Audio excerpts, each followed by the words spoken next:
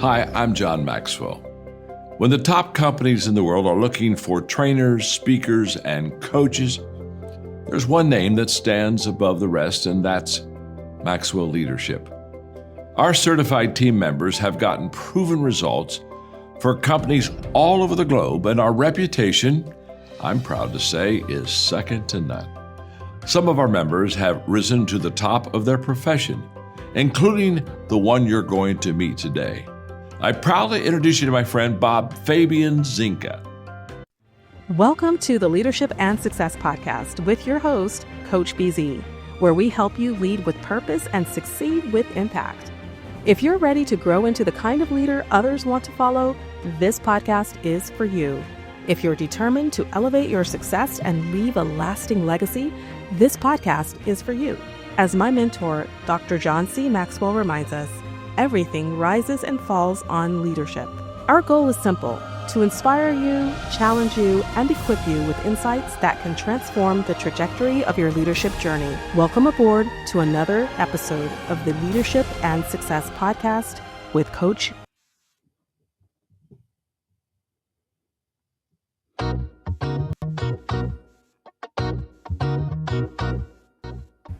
Hi, I'm Yolanda Tate, a 29-year U.S. Army veteran, a passionate advocate for holistic health and wellness, and the founder of Elevate to Wellness, a corporate wellness firm. I help women veterans or IT professionals over the age of 40 show up consistently, healthy, and whole by prioritizing their holistic well-being.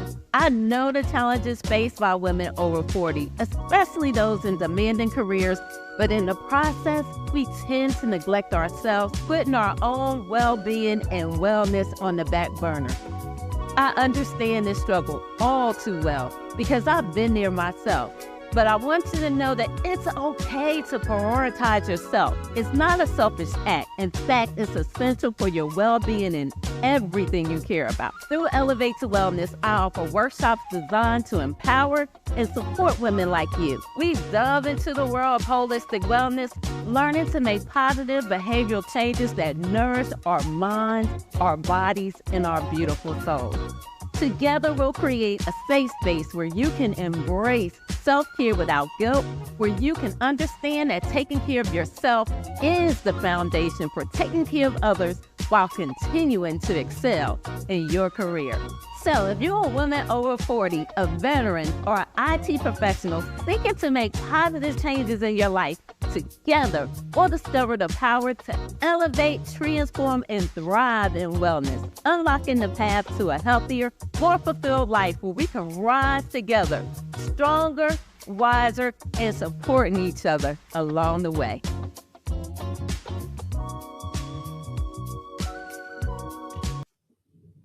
All right, everybody, welcome to our last episode of today. Very special episode. We have a great guest waiting for us in the green room. As you know, our custom here, we always start with what we call moment of gratitude. This is where we take just a moment every time we meet to be grateful. And from the, I guess, 3 episodes we've had today, you know that today I am really grateful for 2 things. One, I am grateful for the United States of America. We're going to be celebrating about 250 years in just a couple of months, and that's going to be quite a milestone. I think America is the greatest country in the world. Didn't always start right. We are not perfect, but we are definitely the best country there is out there. And number 2, I am grateful that I am still alive today, because as long as I am alive, there is hope for me. All right, so let us know in the comment, what are you grateful for today? Let us know where you are joining us from, what city and state, and if outside of the US, which country. And of course, if you got a question for my guest, go ahead and type it in the comments, both on YouTube or LinkedIn, and we will be answering you live. All right, let me see if I can properly introduce our guest today. I am really honored, privileged, and overjoyed today to be speaking and to welcome Command Sergeant Major Yolanda Marie Tate, U.S. Army retired. As you guys know, I've been mentored throughout my entire Navy career the last 21 years, from E1 to 05 by Navy chiefs, E7, E8, and E9. I have great respect for them. So today we are going to have a very powerful conversation on leadership, AI readiness, wellness, resilience, and sustainable success in high pressure environment. CSM Tate is a retired U.S. Army Command Sergeant Major, AI readiness strategist, mindful leadership coach, speaker, event host, and founder of Elevate to Wellness and Elevate to AI. With more than 35 years of leadership experience across the military, enterprise technology, and organizational transformation, she is helping leaders today navigate the future of AI without losing the human side of leadership. She is also the author of the instant best selling book, Command, a guide for women veteran entrepreneur to stress less, scale more, and soar holistically in the age of AI. So, during this episode, we are going to discuss leadership under pressure, human centered AI transformation, burnout, resilience, and energy management, the Command Method framework, transitioning from military leadership to entrepreneurship, women veteran leadership in tech and business, wellness as a leadership advantage, and scaling without sacrificing peace or purpose.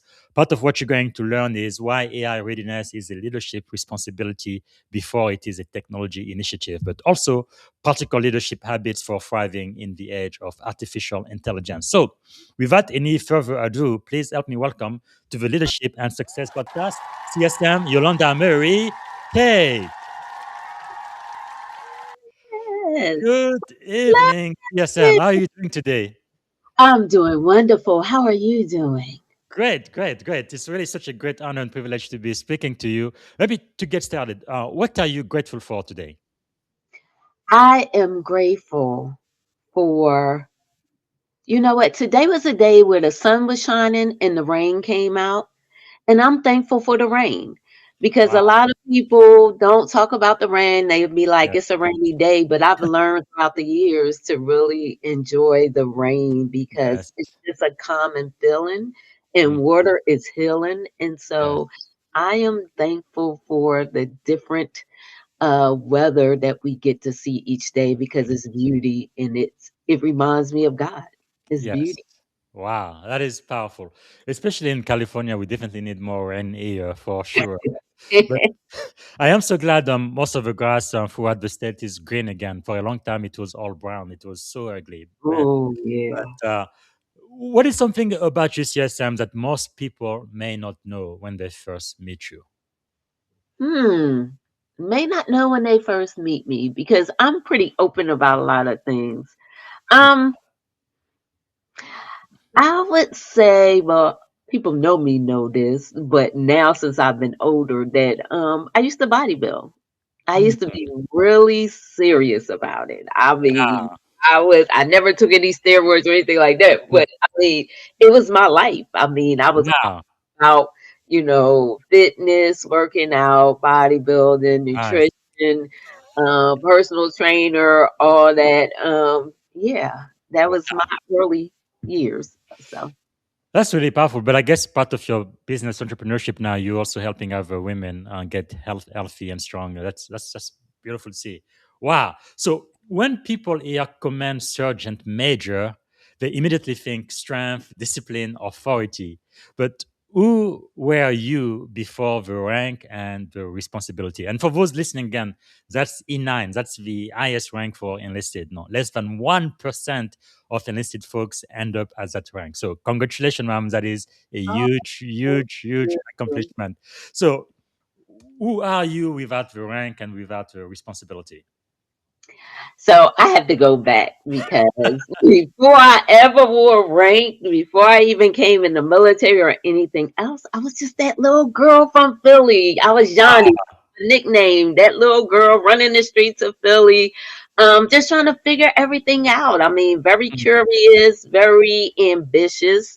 I knew from a young age that I wanted to see the world and to get out of Philly.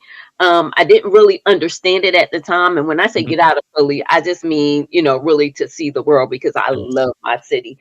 Everybody who knows me knows that I'm a big yes, Eagles fan. I love Philly. I'm always in green. It is, it's part of my life of who I am. But I yeah. kind of at an early age that leadership was important. And the reason why I say that is because at age 10, my grandmother passed away.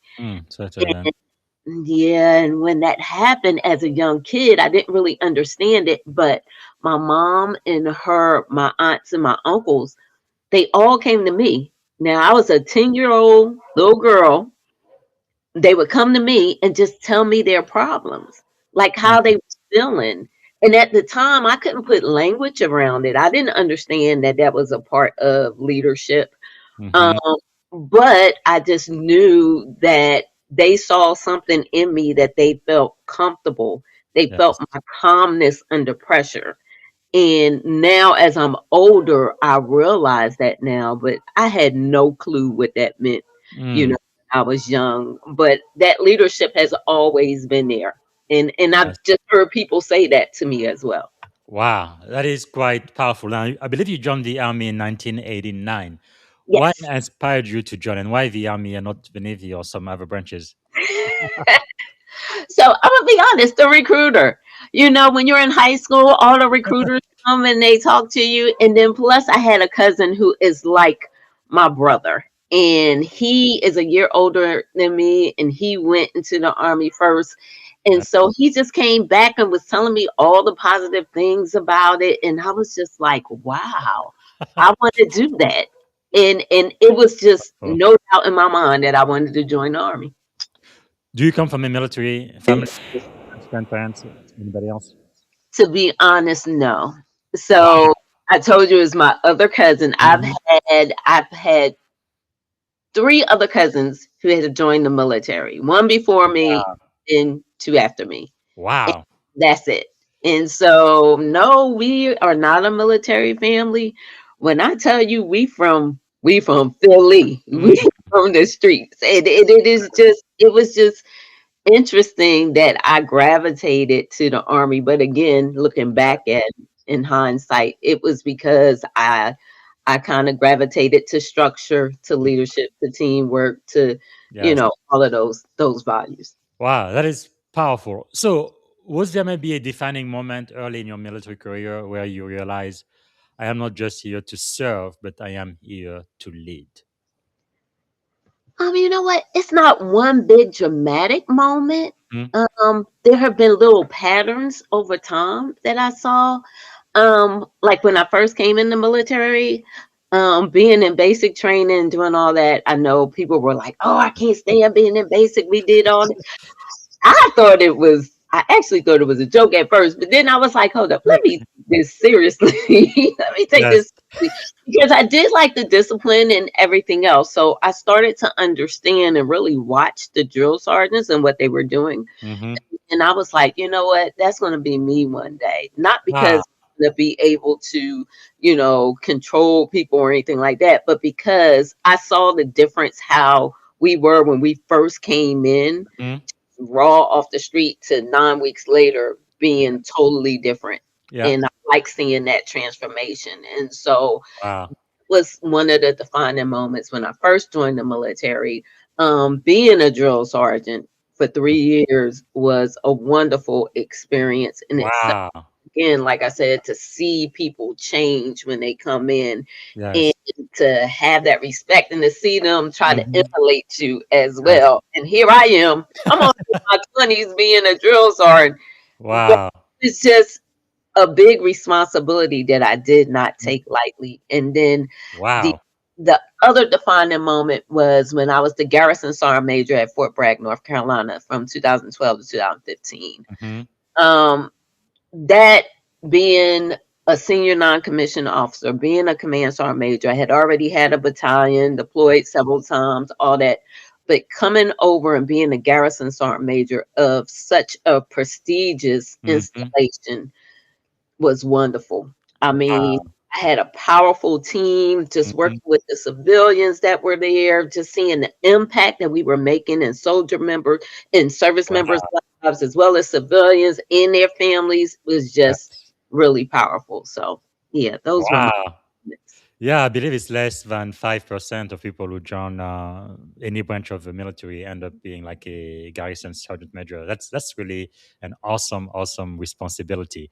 Now, Yeah. what was one of the most challenging thing you went through at boot camp? You know what? I really think it was challenging. Wow. The physical part of it, I've always been a physical person, so the physical part wasn't Wow. hard at all. Um, I think the Okay. biggest thing for me was the team learning how to work in teams. Mm-hmm. That was the big thing because when you're growing up, Yeah. you ain't thinking about working together with a team and do that. You're trying Yes. to do your own thing. And Yeah. so I think that was the biggest challenge in Mm. boot camp, and maybe getting up early Yeah. Thursday Wow. That morning. is really something. You're the first person who told me you didn't really have any challenges. Now, in the army, you guys don't have to qualify as a third class swimmer, right? You don't have No, to do that. no, we don't have Okay. to sleep. I guess in the Navy we have to because we are usually Yeah. at sea. That was very challenging for a lot of people, especially black people. But okay, let me ask you this: what about did they make you pretty much not sleep the first 2 or 3 days? Pretty much go like 24 hours just marching around and Mhm. actually I mean, learning all that is hard. It's not challenging. yeah, but It's I think my first day I only slept maybe 2 or 3 hours at most, and then they got us up at 5:30 again. Oh yeah, yeah. That was hard. I Yeah. wouldn't say it's hard. I would just say you gotta get used to it. Okay. You gotta get used Let to me it. ask you that in the army, do you have to go through the gas chamber too? I think you do have to, right? Yes. That didn't shake you up or scare you a little bit or anything? No, you were fine? I ain't gonna say I was fun. You know why? It did well in basic training, you'd be like, oh my gosh, this is Yes. this is hard. It's gonna be hard. But I thought it Mhm. was gonna be worse than what it was in Wow. basic training. But when it did get me is when I was a drill sergeant, I had to actually run the gas chamber and Yes. bring people in and do Mhm. it. And so you're going in and out of it. Then Yes. it's like, okay, yeah, if you Okay. got to set this up, this is a whole different thing than just coming in for a few minutes, taking your mask off, breathe, and then Yes. back out. Yes. So Wow. That's cool. So I'm sure you probably broke in your boots right before you went there because so many of my peers they had a lot of blister because they were wearing those boots for the very first time in their life and we just kept walking and walking and walking. Look at us, that's all we were doing, walking and singing and marching everywhere. But anyway, wow. Okay. Uh, no, I can say this about the boots though. Yes, they hurt when you first try to wear them and all that. But for me, I came in on a delayed entry program. So I mhm, came in a year before I actually went on active duty. And wow, so I was in the reserve for a year. mhm, So I got to, break in boots a little bit, get a little yes. bit used to it. But yeah, it did mess up the feet. I ain't gonna mess up the feet. Yes. So Wow. Now, CSM, you have led soldiers across multiple high-stake environments for nearly 3 decades, right? 29 years. What leadership lesson from the army still guides you every day? um to listen before making judgment Mm-hmm. or final decisions. Mm, Because, the first, when people come to you with things that are going on, some challenges, yes. it's never the first thing you hear is not always the truth. You got to be able to listen, Mm, have empathy, and really find out what the root of the problem is. yes. So, for leadership to me during that time, that still sticks with me is being able to listen Mm, because so many times we want to speak before you even heard what that person said. You're already formulating in your mind how you want to come back, what you want to say, what the reaction is going to be, instead yes. of really just hearing the person. So that's a part of leadership that I got from the military that still stays with me because I've seen so many people do it wrong. Yes. Wow. That is really powerful. Now, let me ask you this: as a woman and a black woman in the army, because to be frank, the military initially it was for white men only. Hmm. Now, you rising all the way to the very, very top of the senior and enlisted leadership. What invisible pressure did people not see behind the scene? Ooh, it's a lot. Mm, So you hit on something big when you talk about being like a female, and especially I was in the engineer branch, yes. and being the only female in a leadership position, and a Mm. lot of times being the only Black female, Yes. with a lot of challenges because it was always your male, and to be honest, some of your male counterparts that were trying to hold you back, but then there were other ones that were there that were supporting you, that was your brother in arms and everything else. Um, the biggest challenge for me though was being a mother, Mm. being a nurturer in the military is Yes. hard. And I talk about that in my book because, Mhm. the mission is always first. Yes. And when you have children, and if you don't have a good support system, that Mhm. makes it even worse. But, there were a lot of things that I missed from my son's childhood Yes. that I feel guilty about to this day. And he's Mm. 30 years old. But I missed all of his high school years because Yes. of deployment and put in the military. Yes, that's my baby. Mm. Um, and so yeah, I missed all of that. And Wow. so that was the hardest part, is putting your family, like not making your family first, making the army Yes. first over your family. Mhm. Um, that was the biggest challenge for me. Yeah, and that's that Yes. invisible pressure that we don't see. I mean, that you're trying to be Mhm. everything for everybody else, and you're carrying True. all of the weight of the world on you because you don't want to let people down. You don't want to let your soldiers, Yes. you don't want to let Mm. unit down.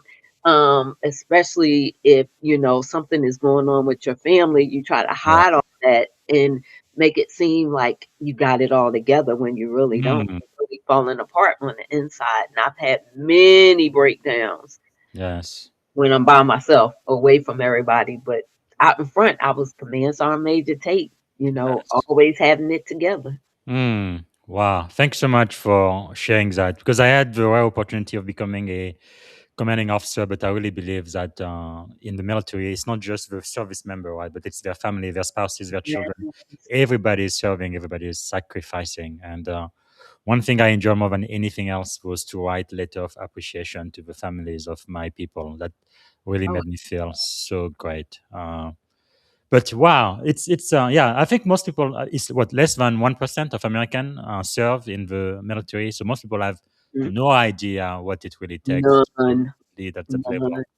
Wow. But talking about leadership under pressure, you've led thousands of soldiers, civilian and enterprise teams. What separate leaders you believe who create trust from leaders who create just compliance?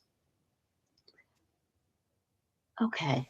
Say that the last part again. The difference between leaders who create trust and those who only create compliance. Oh, yeah. So I would say this: in the military, you learn quickly who not to be. Yes. Who not to be, because all they do, those leaders only wear their title, they wear their rank, they don't care about people at Mm, all, they don't listen to their people, they are yes. not trying to bring teamwork together, anything like that. So Mm, that's one thing. You cannot build trust if you do not do the things that you are asking people to do. yes. And if you're sitting there as a leader and you're saying that you want me to do a standard, but you can't even make that standard, Mm, how can I trust you and how can I respect you as a leader? yes. Now, I understand people get hurt, people have different things, Mm, but you can't sit up there and tell somebody to do something that you're not willing to do yourself. yes. Wow. So that's the difference for me. You got to build that trust. That trust has to be earned. People have to know that you care for them, that Mm, you still are strict, you still are making sure that they do what's right, that they're ethically, morally doing everything that's right. But mhm, at the same time, you have to be able to tell them when they're doing something wrong, and not just yes. tell them, but show them how Yeah. they can correct it and give them time to correct it. Mm. That is powerful. But now, there are many times in the military where you do have to build that trust with a new team, but do it quickly because you're about to deploy or special operation or whatever it might be. What do you do when the stakes are high and you don't have no regular time to build trust and know your people and all of that? You have to do it pretty quickly. What do you do? Get to know people, get to know your team. You Mm. have to talk to people, find out about them. So Mhm. that comes back to that leadership again. How can you be a Yes. leader and you don't know nothing about your soldiers, your service members that are a part of your team? You Yes. don't talk to them. You don't even know about their family. You don't know what's going on with them. Mm. So it's important to get to know the people that you work with, the people that you're leading. It Yes. shouldn't be a mystery at all. And I can't trust you if you don't even ask me questions about me. You don't even know Mm. about my family. So if anything happens, how can I come to you and know that you're going to have the right decision? Or if I need to get some kind of advice or mentorship from you when Yes. you don't know anything about me? Mm. Well, during your time at Fort Bragg, you had a pretty prestigious position there and USS Pacific. How did you maintain morale during stress, uncertainty, and operational pressure? So two different ones. So at Fort Bragg, I was a garrison sergeant major as part Mhm. of MCOM, which is Installation Management Command. I was the U.S. Army Pacific Ocean Division Corps of Engineers sergeant major Wow. over in Hawaii. After that, Hmm. both of those positions require you to not only be a senior leader for service members, but also for a lot of civilians. Yes. And so you have to also learn how to operate as a leader with civilians versus with service members, which is two Hmm. different things, Yes. as we know. And Yeah. a lot of those civilians were prior military, but some of them may not have served in the military that Mm. long. So you can't have those same demands that you have on service members as you have on Yes. the civilians. And just same thing with leadership. The civilians that I work with, they respected me because I came and I checked on them. Mm. When you check on people, just to ask them, how are they doing? How are Wow. you feeling today? Is it anything that you need from me? Actually, Yes. going into the daycare centers at Fort Bragg and checking Mm. in on all of the staff at the daycare centers, it made them feel seen, Wow. made them feel like they were a part of the team. It was like, you Yes. know, the garrison cares about us. They were coming to check to Mm. see what we're doing. So it's like things like that. I am the type of person, I am always going to check on people. The mission Yes. is first, yes, but people come before the mission Mm. because they won't complete the mission if you don't take care of the people first. Wow, that is really, really powerful. Really, it doesn't take very much, but it makes a huge, huge impact, A doesn't it? huge difference, a Wow. huge difference. I think it was Maya Angelou, right, who said, people will forget what you say, but they will never, never forget how you made them feel. Yep, Wow, so that true. is powerful. Now, when I was a commanding officer, one of my leadership mantra was mission first, people always. I believe we stole that from the army. Just borrowed, we borrowed it from the army. So many leaders, they know how to drive performance, mission, mission, mission, but few know how to protect people while driving that performance. How did you balance mission execution with the care of your team, taking care of people at the same time? At the same time. Okay, so again, you have to understand your people. Mm. So compliance can get people to follow. I always say that compliance can get people to follow instructions, but that trust gets people to stay committed, Mm. especially when the mission get hard and especially when Yes. you're under pressure. So leadership is not just about being a good leader when things are calm. It's Mm. about showing up when it gets hard, when it gets tense, and that's when people are really watching you as a leader. I've realized that's when decisions matter, is when your presence can determine what happens Mm. even after you have left a situation. It's Yes. people don't understand how powerful your presence is. Mm. And sometimes I think that people, if your presence is known and felt and people trust you, then they will work better under Yes. pressure because they know that you have their back. They Mm, know that you're going to make the right decisions because it always comes down to making the right decisions for the team. true. And, sometimes people have to be able to trust you to know that you're going to carry the team through the storm. The Mm-hmm. storm may get rough, but they know that you're going to be there and that you're going to carry the team all the way through. And, Wow. and so that's what's important to me. That is really powerful. And most often we really focus on successes. And you've had so many, again, going from E1 to E9, retiring after 29 years. And now you're an entrepreneur, you're best-selling author, on and on and on. So many accolades. I believe you earn an award recently? I think I saw on LinkedIn. But anyway, just doing wonderful things. And people feel like you've never failed ever. I guess the question I have for you, if you're willing to go there, what leadership failure or painful lesson transform the way you now lead people or your businesses or even as a civilian today? Oh no, I done fell a whole bunch of times. There are times when I look back on some of the decisions I made as a leader that didn't put people first. It was all about getting stuff done. Mm. And there were times where I'm the type of person I like stuff to be not perfect, but I like it to be done. Mm-hmm. It's time to execute. Let's execute. And Yes. so sometimes my expectations are so high that I put them on other people, not knowing that that's not their expectation. And Mm. so there would be times where I would tell someone to do something and they didn't do it.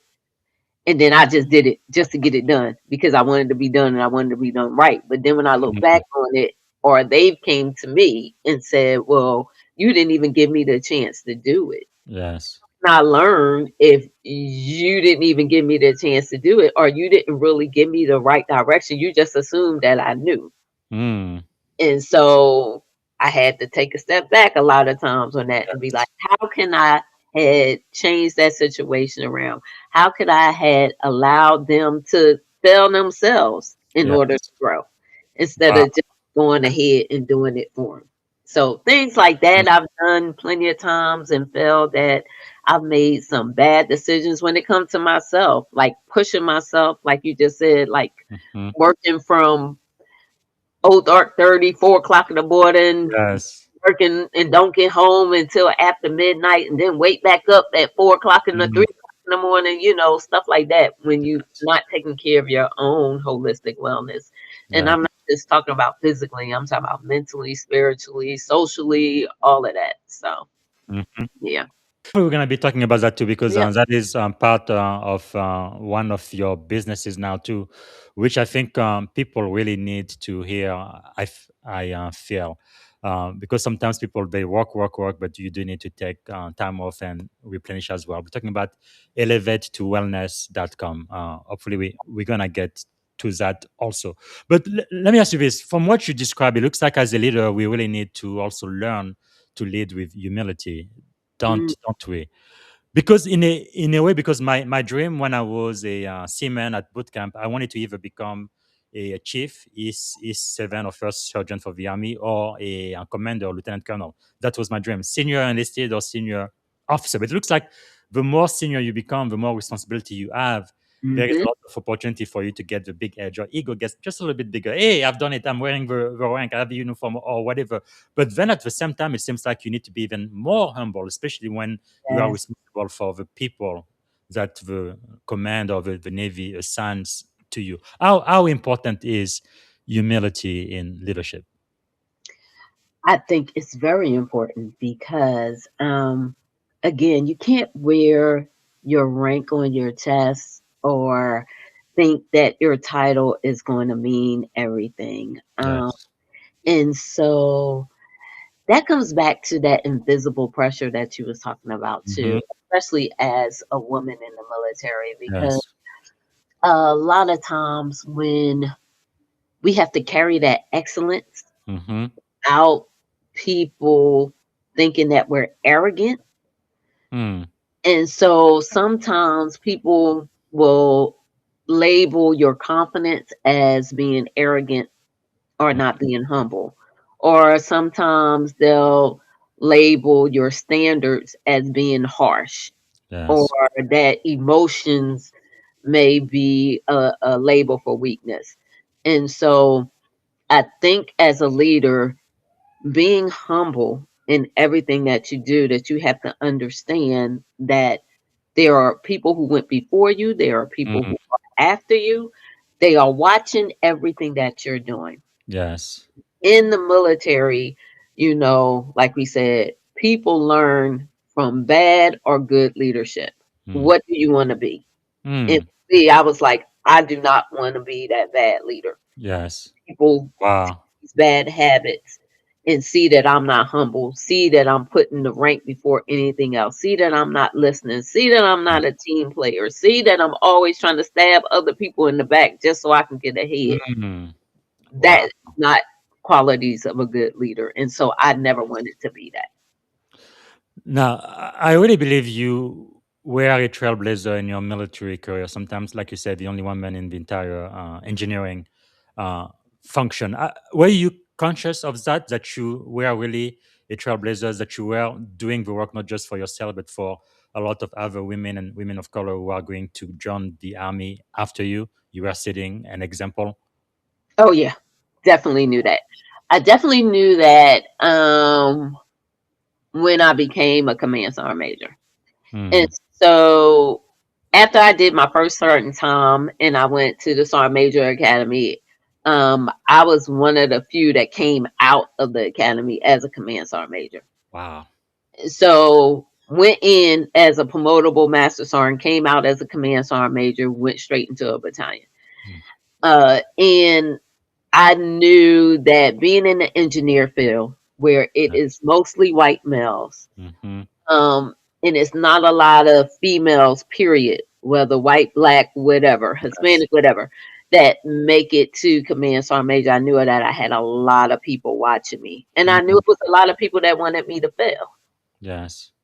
And for me, I'm not going to give you that satisfaction. I will push myself, work hard, do what I got to do because I know it's setting an example for other people that's coming behind me.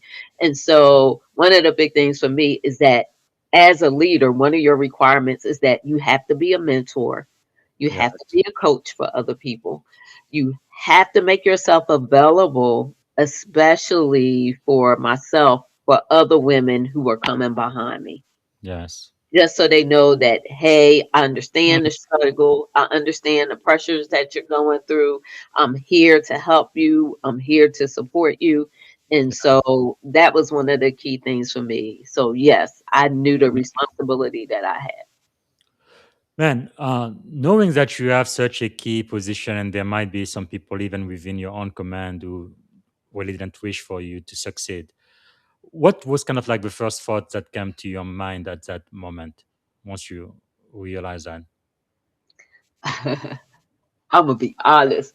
My whole military career, I have been truly blessed, especially when I talk to other people that Mhm. I've been in some really good commands with some really good Yes. people. However, I had one situation Mm, with a leader who was not humble, with a leader who took people for granted and thought it was all about himself. And that was a bad experience for me. mm. But in the end, it turned out okay because that leader got relieved for all of the Wow. negative things they were doing.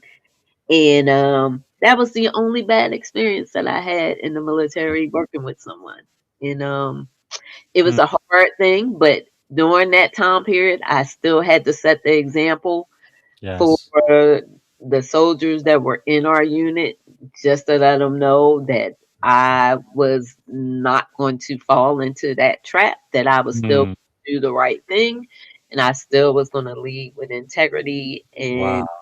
and be humble in all of the values that myself and the army gave us. So Yes. Wow, that is really powerful. Thank you so much for sharing that. I can't believe it's already been about 40 minutes, so we have about 20 minutes left. oh We haven't wow. even talked about the book yet. I could be talking with you, CSM, for like 3 or 4 or 5 hours, but we're not going to do that today. So let me talk about the book, AI, Leadership, and the Command Method. So I guess the first question I would like to ask is this book here, Command.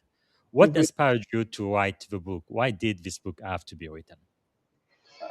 It had to be written for me because first, like we've been talking about, I know what it feels like to be capable, but at the same time overwhelmed. Yes. And there are a lot of women. I talk about women veteran entrepreneurs because that's my lived experience. Yes. However, this book could be for anyone, Mm. but that's my lived experience. And for a lot of women who have transitioned out of the military, we carry, we have that discipline, we have service, we Yes. understand all that. But I wanted to write something that spoke to the whole woman, not Mm. just you as an entrepreneur, but in order to be a better entrepreneur, in order to be Yes. a better you, how can you operate differently, especially in this world now where everything is changing and shifting? Mm. Um, in the environment that we're in, a lot of women are using their jobs, especially Black women that's in Yes. government, like how can we, in all the chaos that's around us, still be able to sustain and be capable and not overwhelmed by all of it? Wow. And That so is that's where the book came from. that is really really powerful. But really, again, congratulations because many people write books, but your book became an instant bestseller on Amazon. That's not easy to do, and I believe this is your first book, right? Yep, this is my Wow, first that is one. amazing, amazing. I pray that you get some of those big book deals now that people know that you can deliver, and that is just awesome. Congratulations Thank again. you. Thank But you.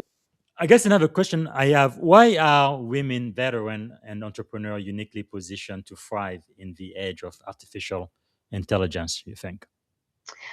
Because we already understand systems. We understand people, processes, and systems. That's what I tell everybody. Yes. People, processes, and systems. You know that as a veteran. And when I transitioned out the military, that's what I did when I went into, Mhm. because I transitioned, came out the military in 2018, and I knew being in the DC DMV area, that Mhm. there's a lot of tech opportunities, and I had a Yes. clearance, so I was like, I don't know tech like that, even though I do because I've always been a techie, Yeah. but I was like, I know people, processes, and systems, and if you Yes. can do that, then you can Mm. learn the technology Absolutely. learn the technology. But what you can't learn is those leadership skills. It's Mm. something that you gotta, really practice, really know. And after serving 29 years in the military, you have to learn how to leverage your strengths. And those strengths are that, Mm. discipline, service, teamwork, Yes. all these things. And I'm not saying that the military is the greatest, because there's some things you gotta unlearn when you come out the military too. True. But I will say all of those things, if you can lean into that, Mm. then AI, tech, emerging tech, all these things, if you have, if it's something that you like doing, Mm. then you could be ready for it. And when it Wow. talk about the age of AI, all of us Yes. have to understand AI. AI is not going anywhere. I don't Yes. care what anybody say. People like the AI is taking our jobs. Yes. Yeah, there are some jobs, just like when computers first came out, Mhm. you gotta learn what you gotta do in order to pivot. And I always Yes. say that Hidden Figures, the movie, I Mm. love that movie because it shows how, as Black women, we Yes. had to learn how to shift and pivot, and Mm. then learn how to program these computers. So it's the Yes. same thing with AI. It's still fairly early, even though Mm. AI has been around for a while. It's just now it's more advanced when it comes to agentic AI, being Yes. able to work with agents, all this other stuff, vibe coding, all of these things that's happening now is true. Mm. But if you could just learn a little bit about AI, then Yes. will help you out. So that's why I think we're ready. We're ready because the world is changing. That's really powerful because also you have a great engineering background, which helps a lot, and which in Hidden Figures there were quite a few women who did that too. Yep. Why do you think my audience should watch this movie? Because of what you'll get out of it. You'll get Yes, out of Hidden Figures is one of those movies where you'd be like, oh my gosh, I did not know that Black women yes, were the key behind this NASA program. I did not mm-hmm. know that. And when you learn your history and when you see people, especially for young Black women, Mm-hmm. um, when you see yourself on Yeah, screen or in history overcoming all of these things, especially in a system that has mhm. always worked to hold us back, and you Yes, see Black women overcome, it's just something powerful about it. It's just, powerful, absolutely, and you know that you can yes, do it too. Yeah, it gives you, absolutely. yeah. Yes, I need to watch that movie again. I have two daughters, right? Sometimes I joke if it wasn't for our family dog, I'd be the only male in my family. But yeah, it is really amazing to me. We are like in 2026 now, and still in America, the most powerful country in the world, women make a lot less than men with the same background, same experience, same Mm, education, same everything. So I think something is wrong. And I believe my two girls should be able to do whatever the heck they want to do and get yeah, paid as much as a man, right? Just being a woman shouldn't make it a liability or be a disadvantage, especially in 2026. That just doesn't make any sense to me at all. and But, at but now, all. with all of the great work you are doing, there are still, I would say, a small percentage of some women. I am thinking probably the mindset, right? The mindset kind of traps them or keeps them from keeps high performing women veteran kind of stuck in overwhelm. Hmm. I guess my question for you is, what are some of those biggest mindset that would trap people who are definitely high performing people but kind of stuck I based on think your book? so. In my book, I talk about a lot of us stay stuck because of burnout in the Superwoman Cape syndrome. So Super we, one. yes, because we want to be that superwoman for everybody. Like we Yes. wear that cape, like again, like a badge Mm, of honor, like burnout, like a badge of honor. But yes. we're really working from depletion. You think Yes. that you're strong. You think Mm, because you haven't broke down. You think because you can carry all these things that yes. it means strength. But Mm, really, is that strength? You can't be strong and then your wellness is not where it yes. needs to be. Yes. And Wow. so I think for a lot of us, it's that burnout. And we may cause that burnout ourselves because we're always putting everything first before our own wellness, our own well being. And when Mm, I'm talking about wellness, I'm not just talking about physically, I'm not just talking yeah. about eating right, all that. I'm talking about spiritually. Yes. And I'm emotionally too. Yes, taking time for yourself. There's so Yeah. many women, especially that don't take time for themselves. And I'm not talking about just, Mm, self-care, getting a manicure, pedicure, all that stuff, which is important, but I'm yeah. talking about really taking time to sit down and Mm, just enjoy yourself. Sit down in silence. Not meditate, just get still instead of yes. trying to do everything. So, Wow, that's powerful. That's why I really love the work you do with elevate to wellness.com. I think you need to hire me to be your spokesperson. I've already promoted that a couple of times, but I think it's so critical, so uh-huh. important. And I guess the other thing too, especially for black girls too, right? There is this thing in society that trends from time to time, like black girl magic, which I guess it is a real thing. Maybe black women have that kind of superpower. They've definitely, really even carried like I believe, the civil rights movement. We always talk about Martin Luther King, and he definitely deserved all of the credit and all of that. But there were a whole bunch of women who really carried that movement forward, who sometimes don't always get all of the praise and flowers Mhm. they deserve. So I guess what I'm asking you, if there are black young women who are listening to you right now, and they look at you, man, you've gone from 0 to 100, E9, CSM in the US Army. Now you have your own business, not just one, but many businesses, and Amazon best-selling offer, and all of that. And they are just kind of dreaming. If you had the ear of every black girl across America, let's say for a minute or two, what would you tell them? Don't be afraid to dream. Hmm, Don't powerful. be afraid to dream and use your imagination. Yes. Because if you can see it, you can be it. Wow, that's powerful. And if you really want to be it, that means there are some things you're going to have to do. Yes. You may have to sacrifice some things, Hmm. but if it means something to you, you can do it. Nothing can hold you back. It's Wow. nothing is it's the sky's the limit, but you have to first see it, believe it, Yes. and write the vision and make it plain. That's what the Mhm. words. Yeah. Write the vision and make it plain. So see it, think, Habakkuk. Yeah. write it down, have a plan for it, and execute it. So dream. So powerful. Wow. I think this is worth the price of admission. That's really, really powerful, because even in the subtitle of your book, you say stress less, scale more, and soar holistically. Holistically is such a key word. Why was it important to include that word?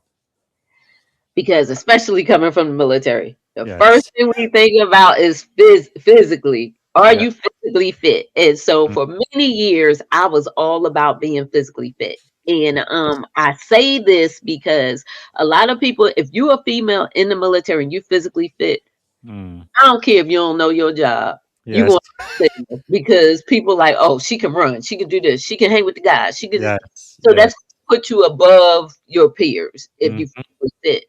But when we talk about holistically, just because you're physically fit doesn't mean that you're Yes. well. Yes. Because again, like I said, you could be falling apart all on the Mm. inside. And what matters is your spiritual Mm. wellness, your emotional wellness, because that's Yes. the good thing, your emotional wellness, as well as social, financial, all these other things. So it has to be Mhm. a holistic approach. It can't be just one thing. And Yes. it doesn't mean that all of these things are going to be equally, because we know they're not. Mm. You got to know in what season, because we have different seasons in life that we go through, different seasons each year, just like seasons change. Yes. Um, that you got to know what season you're in and where you need to work on the most. Mm. And Wow. so, yeah, that's the thing for me. That's really powerful. What was one of the hardest chapter for you to write in your book? The first chapter, because the chapter 1 and 2, because it was talking about me and Mm-hmm. some of the things that I went through, and those pressures of being a woman in the military. Yes. And like I said, one of those things was not being there for my son during his Mm. high school years. And I almost missed his high school graduation because I was the Wow. president during that time. And Mm. I had to fight to take leave and not deploy and come behind my unit a month later. Well, it was 3 weeks later. Yes. But Mm. yeah, and just the joy on my son's face when I came Yes. to his graduation, because he didn't know I was going to be there. Wow. And so Man, the sacrifice we all do yeah, in the uniform. sacrifice that we do Yeah. in uniform is real, and It's people real. don't realize. And it's not just with our kids, but Yes. even if you're married and in the military, if your spouse is not in the military as well, that's another challenge. Yes. You Yes. know, and Mm. so as they may not understand why you're never home or you got to deploy all the time, and you know Yes. they got to take on most of the responsibility as the nurturer in the home since you're Mm. not here. And so it's all these other things that you got to deal with as a woman in the military that Yeah. causes a lot of pressure. So That's really powerful, because chapter one, the uniforms that became my skin, and then chapter two, yes, The Burnout Battlefield: Why So, Success is Killing You. Wow. Was there a moment when you were writing the book you realized this book is bigger than me? when I was writing those chapters, Yeah. because when I wrote it, I was thinking about all the other women Mhm. who can relate to what I'm going through. Yes. Wow. I can totally see it because I know throughout the years I have talked to so many women who have served. I have a Mhm. lot of sisters in arms that I'm with. I'm a part of a military auxiliary, and it is Yes. so many women that talk about this all the time. Wow. So I just wanted to share my experience, my perspective on Yes. it. And there are a lot of people that don't want to share their story or don't talk about their story Mm. enough. And I just wanted to give my voice to it. And so Man, it's it's powerful. looking all of us. I mean, we all have some kind of story to share, but especially us that have led in the military and have gone through Absolutely. that transition and been somewhat successful on it. So, yeah. Someone successful at the highest level. You are so humble. The thing with humility, once you say you humble, you are no longer humble. Now you become arrogant. But no, great job, bravo, congratulations. But I guess for the people who are listening right now, if every woman veteran entrepreneur were just one lesson from your book, what would you want it to be?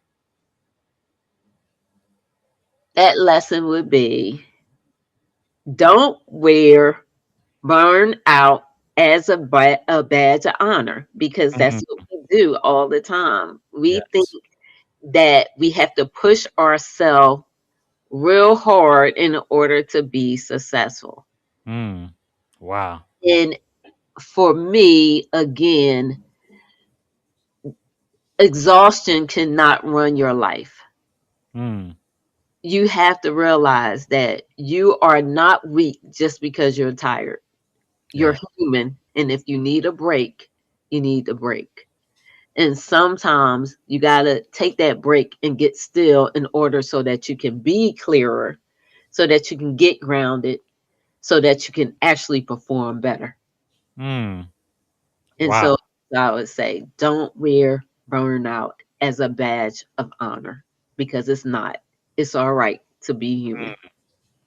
Well, the last paragraph in your book, you talked about the final sacred pause. Close Hmm. the book slowly, take Yeah, one deep breath, then ask yourself, what kind of life am I no longer willing to abandon myself to maintain? Why is that important? that is so important because, again, it's all about getting yourself centered and knowing what is really important in your life, what Mm. truly matters.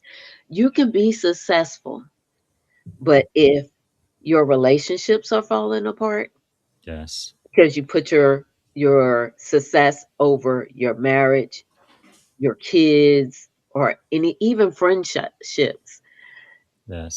doesn't mean anything. Mm. So you have to take time to sit back, pause, and get clear on what it is that you want. What is Mm. most important? You can still be successful, but make sure that you take time out for yourself. Make sure you take time Yes. to build those relationships. Make sure that you take time out to Mm. really get to know yourself. We That's all powerful. say love yourself, but do you really like yourself? I always say, do you like yourself? I Wow. like I like being with me. I think I'm a cool person. I I get love along that. with Yeah. me. I can take time by myself, and it's okay. So yeah, that pause is so Mm. important. I really love what you are saying, CSM, because there are some people, they become very successful, they achieve very high, but then they realize late, I don't even know why I did this. I don't feel happy. I don't feel fulfilled. What I may have achieved great, but I've achieved the wrong thing. It doesn't do anything to me. No, And wow. And I really love that holistic view that you have. And of course, the book you wrote for women veteran entrepreneur, but I believe every single person who's listening, including Mel, need to read this book and you're going to get something out of it. I guess one question again, the book we are talking about today is the best-selling book on Amazon, Command, right? A guide for women veteran entrepreneur to stress less, scale more, and soar holistically in the age of artificial intelligence. Let me Yeah. ask you this: years from now, let's say in 5 or 10 years, what impact do you hope this book has on women veterans, leaders, and entrepreneurs? 10 years from now. Hmm. I would say that's a good one. I hope 5, 10 years from now, somebody still picks up this book and they read it, that they this book provides answers to help them to be equipped to find strength Yes. without losing themselves in the process. Mm. I hope they Ah, remember not to chase after titles or recognition, but yes. to know that every room that they enter, that they can make a difference Yes. and that they can make an impact, Wow. and to carry it with grace, honor their faith, and like you said, with humanity. That's powerful. Wow. Well, technically, we are out of time. So let me ask your permission. If we have to end here, that is perfectly fine. But I wanted to get into the AI section because you do something pretty unique. You include AI and leadership and clarity all in one. And I think, especially now, everybody's talking about AI, and you are an expert in the field. I would like to get your feedback on that. Can we get maybe an extra 5, 8 minutes, or do you need to Oh go? no, I'm fine. I'm All right. good. Let me ask this. So AI leadership and the command method. I think this is really really powerful because again, you're doing something quite unique, combining AI readiness with wellness with leadership clarity. Why do most organizations you think misunderstand artificial intelligence transformation? I think where organizations and enterprises miss the mark is because they rush to get the new shiny tools that are out Mhm. there without really taking into consideration that, yeah, you may buy something, but you Yes. first got to get buy-in from your teams. Mm, Teams got to understand, why is this new tool important? yes. How is it going to help us to be more efficient? Mm-hmm. And I think a lot of enterprises rush to get new technology without Yeah. really stepping back and realizing, how is this going to affect the team? Is it really going to make them more efficient? How much time do I have Yes. to take to train them so that they fully Mm, understand it, that they use it properly? Because we yes. all know, if you've been in the corporate world or in the government space, that you got all these shiny tools that you'll never use to its full capacity. And then that's Mm. waste and abuse to me, because now you're just wasting money. That's so true. I guess that's that fear of missing out. You're afraid, oh, all of the other companies are using AI, so we should use AI too, even though you don't have a strategy or really nothing in place to ensure your people become successful. Yeah, and the other thing is with my command method, like I said, it's a framework. Yes. But one of the first thing is, see, to clarify that mission. What is the real problem that you're solving with the AI? So if you're selecting a tool, what is it really solving the problem for? How is Mm, it going to help your business workflows? How is it yes. going to help with delivery of things? So you got to look at the whole concept of it first before you go Mm, ahead and buy it. And you have within the organization, you have most CIO teams that are looking yes. at these things, but some of them don't really do it. If you're told, hey, we got X Hmm. amount of dollars and we need to spend it, you like, okay, let's just buy this shiny thing over there. Yes. And are you really solving anything? So things Wow. of that nature. So definitely you got to clarify that mission. And then the next thing I say is optimize with the AI. So use Yes. AI to reduce those repetitive work tasks that you do. And then so that way you can get more time back to your team, you Hmm. have more capacity to get things done. So you want to make sure you're getting the right tool that's actually helping with all that, so that the most important things can get done Yes. by the humans. Wow. So there are always going to be humans needed.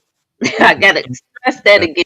AI is not going to take over everything, because you still need the people to be able to give the AI what Mm, it needs, the right prompts, the right yes. information, in order to get the right results back. Mm, powerful. Powerful.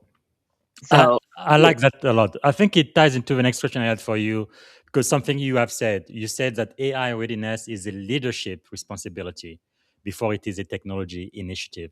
Can you unpack that for us? So when I'm talking about it's a leadership responsibility, as a leader, you have to be able to understand, how can I say, be a steward of the technology. And Yes. so you have to be able to lead your team to understand why this technology is important. Mm, You have to be able to say, this is what we're going to get out of it, be able to show them. You yeah. have to set that example first before you can learn the technology. Because, like I said Mhm. before, you can learn the technology. Yeah. That's not hard. That's not the hard part at all. The hard part is leading people through it when they need to adopt it, when they need to Mhm. sustain it, when they need to maintain it, when they need to Yes. be able to use it properly. So, Hmm. you know, the leadership part is always important. That leadership is always going to be the most important thing because you're dealing with people and Yes. people are important. And so when we talk about that humanity, you have to be, empathetic to people's needs. How is it really helping them? How can you make it better for them? And if somebody comes back and they give you feedback after they do some pressure testing on a tool, and they like, well, Yes. this really didn't work, or whatever it may be, as a leader, you got to be able to sit back and listen and understand it, and then be able to adjust so that you Mm. make the right decisions. So leadership is powerful. That's really powerful. And you came up with the command framework, command method, which you did trademark. Congratulations on that. Can you walk us through your command method framework, and also which part do leaders struggle with the most, in your opinion? I think, okay, so I said the C, clarify the mission. O, optimize with AI. M, merge human with tech. The other M is master energy. A, anchor your systems. N, nurture longevity. And then D, deliver with presence. Wow. So the one I think that leaders struggle the most with is the master energy. And the Mm. reason why I say that, because it comes back, because it's all about people. Yes. And it comes back to, as a leader, when you are adopting any kind of new technology or tools or anything into your system, because again, you have to know people, processes, and systems. Mm-hmm. It's not paying attention to the burnout of Wow. your workers, how people are feeling, what they're doing. Not paying attention to decision fatigue, Yes. not paying attention to the human cost of change, because Mm-hmm. change can be difficult for people. You've been in an organization, say, for over 10 years, and y'all used to doing something one way, and then something new comes in, and now everybody got to change their mindset, the way that they work, the way that they think. you know it takes time to do that. You just can't Yes. just bring stuff new on people. And so, Yes. yeah, I think that master your energy is so important. And then the other thing is nurture longevity, because we got to create sustainable practices so Yes. leaders and their teams don't break under pressure. That Don't can. break Yeah. under progress, because even progress can break Yes. you. If you're moving too fast, and we know that Mm-hmm. technology moves fast, but if you're moving too fast and you're not ready for that, then you got to be able to put things in place to help people to be able to sustain the movement. And Wow. so, yeah. So insightful. Thank you for sharing that. Last question I'm going to ask in this segment is: do you believe artificial intelligence will make leadership more human or less human? I think it depends on the individuals. That's a good answer. Depends on the individual. I mean, if you a leader that understands, what I just talked about as part Yeah. of the command framework. If you understand the importance of always taking care of people, being Yes. empathetic to their needs, understanding, um, Hmm. being proactive. That's the other thing. Being Yes. proactive and taking initiative and responsibility, especially in your circle of influence. Um, Mm-hmm. I think it's Oh, a individual thing. I don't think that the AI is going to make you less human. You're less human because that's the way that you operate. Mm, powerful. So basically, always be in the driver's seat. AI can assist you, but well, it's especially in the military. Yeah. Yeah, AI is a tool. I want people to Yes. remember that AI is a tool. It is Yes. not the be all do all. You are still the one, like you said, in charge, in the driver's seat. It's Yes. there to support you. It can amplify some Hmm. things. It can amplify your needs, your wants. It can show you your gaps, what's Yes. missing, but you still are responsible for it.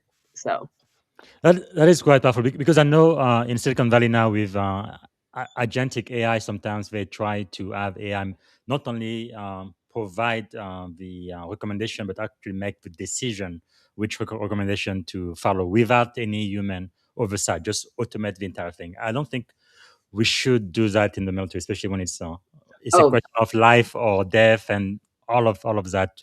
We always need human in the loop. Okay, yes. to finish the show, we're gonna do this rapid fire question. So I'm gonna ask a question, answer as quickly as you can, as short as possible, and I'm gonna ask maybe 4 or 5 questions really quick. It's gonna take only about 2 minutes.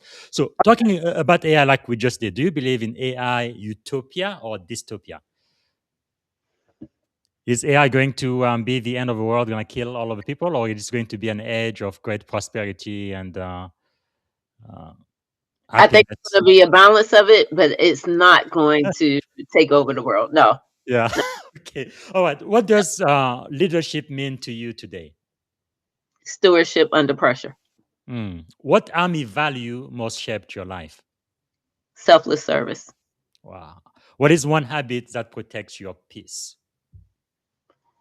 Morning check-in before the day starts. Hmm. What is one misconception people have about strong women leader? Mm. That strength means we don't need support. Hmm. What book changed your life? The 7 habits of highly effective people. Yeah, Stephen Covey. Yeah, we love that book here. Mhm. What does success look like now compared to 20 years ago? Hmm. 20 years ago, it was about military rank achievement. Now it's about peace, impact, alignment, and legacy. Wow, powerful, powerful. Okay, the last question. When your military and leadership journey is fully written, what do you hope people remember most about Yolanda Tate? I want them to remember that yes, I led with strength, but I never stopped caring about people. That it was always, like we say, always people first. Yeah, Um, that I carried responsibility with discipline, but at the same time, I learned how to lead with grace, yes. with faith, and humanity. Um, Wow. yeah, that, That's powerful, powerful. All right, this brings us toward the end. So, CSM, what can we do to add value back to you? Thanks so much for speaking to us today. And what can we do to add value back to you? I would say, of course, follow me on LinkedIn at Yolanda M. Tate 123. That is my handle on all social medias, but I'm really just Oh, on very good. LinkedIn and Instagram. But yeah, follow me. Get the book. Really support me as much as you can. But even with your support, I ask one other big thing is to write a review. Be honest Yes. about what you got out of it. Send me a DM if you have any questions, any concerns. And then my other thing is, I'm all about AI, readiness, leadership, all that good stuff. If you need a speaker, someone to do workshop, or actually just speak at an event about leadership and how Yeah. we can be mindful about leadership when it comes to adopting AI and AI readiness. I would love to be a part of that conversation. So, yeah, that's how you can support me. Wow. Powerful. So, the other question I want to ask you then is as we close on this podcast today, I'd like to know, uh, hold on. Here we go. Oh, yeah, here we go. If someone listening today feels overwhelmed, they feel exhausted, they feel uncertain, or afraid of the future, what would Command Sergeant Major Yolanda Marie Tate want them to remember? I want them to remember that they're not alone, that there are other Uh, people that feel that way. And the most important thing that you can do is number one, like I said before, is to stop and pause. But the other thing is to yes. get into community. It's so much Mm, better when you are in the right community that can help you yes. get through it. And I'm not talking about people who are just there taken from you. No, you need to be a part of a community that's going to support you, that's going to uplift you, Mhm. that understand what you're going through, that y'all can support Yes. one another. So finding a Mm, good community is so important to help you wow. through it. Mhm. Powerful. Before we end CSM, is there a question I should have asked you? I didn't get a chance to ask. Anything else you wanted to share today? I think we talked about a lot. Oh my God, it was good. Yes, we did. We did. We actually went over by almost 15 minutes. So I'm very, very grateful for your time. But I do like to end on a very positive note. So, what is something you are feeling optimistic about these days? I'm feeling optimistic about womanhood. And the reason why I say womanhood is because even with everything that's happening in the world, with the shift that's Mhm. happening, how they're trying to take away Yes. rights and all this stuff and take Mhm. us back, we're still Yes. thriving. We're still making Yes. things happen. We're still supporting one another. Uh, I like seeing the support of my Black sisters that are out there now that are continuing to make a yes. difference. We're in community. We're still out there with our heads up high, still Mm, trying to make a difference, powerful. and not just, I'm not just saying Black women, but I'm just saying women in Mhm. general. Women, Yes. Yes. step up, understand that you have Uh, power, you have impact, and yes. you can and Mm. always have made a difference. That's really, really powerful. Well, for a husband of an African American woman and two black girls, I must tell you, you guys are part of the 92%. You And voted right, but the country decided to go a different way. But now we are going through whatever we're going through. But yeah, we are going to get through it. But I am pretty sure we're going to have to rely on the power of the strength of that black girl magic again. We will get through it. Thank you. Thank you so much, CSM Yolanda. yeah, it's Mary, I am so honored to be talking to you today. You are definitely one of my mentors, and it's really a great pleasure to be speaking to you. So, the very last question I have for you then is one word that represent our time together on this podcast today. One word, insightful. insightful, and I am so grateful. Thank you so much. Appreciate it. Thank you. All right, everybody. This is one for the book. This is the last podcast for today. I encourage everybody to get a copy of the book Command. Men, women, it doesn't matter. Right? A guide for veterans, entrepreneur to stress less, scale more, and soar holistically in the age of artificial intelligence from Command Sergeant Major Yolanda Marie Tate, U.S. Army, retired. And make sure to also follow her on LinkedIn and also on our two website, elevate2wellness.com and elevate-2-ai.com. All right. So that's all we have. I don't think I'm going to have a podcast tomorrow because I'm going to be speaking at three security conferences in the San Francisco Bay Area. But I will be back Friday and we're going to go back to Proverb chapter 23. We did chapter 22 the other day. Again, this is not going to be a religious study at all. It's just going to be about ancient wisdom and leadership lesson from a book written more than 2,000 years ago. But those lessons, I believe, are still relevant today in the age of artificial intelligence. So I hope to see you on Friday for our live broadcast. Until then, have a wonderful day. Actually, I want to say one more thing as we close. I think this is important because we've talked really uh, about things that are, I think, so critical, right?